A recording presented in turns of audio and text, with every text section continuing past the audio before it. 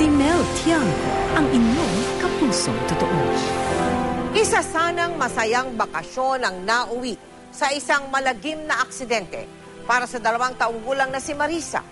Noong Pebrero, inilapit po sa amin ang batang ito dahil sa mga tinamo niyang malalalim na sugat matapos malapnos ang kanyang mga binti at kanang braso.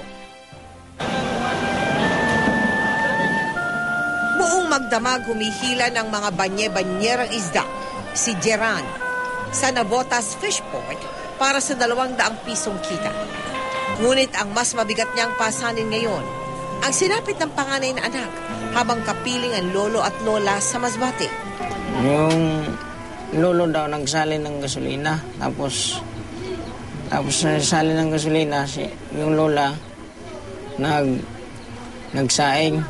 Yung litro naman nasagi sa bata. Pagkatapos sagi, yun, nakuha ng gasolina, kumalat. Apoy ng galon, tapos sunog silang dalawa. Nalapnos ang 2 binti at kanang braso ng anak niyang si Marisa. Pagdating niya dito, talaga pong infected na po yung 2 pong legs.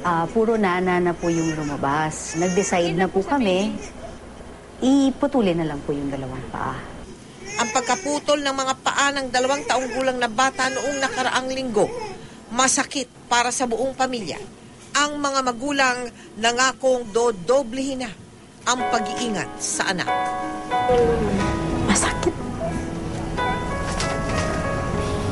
May po sana ko ng tulong sa anak ko na hindi ko po kaya na sana gamot araw-araw.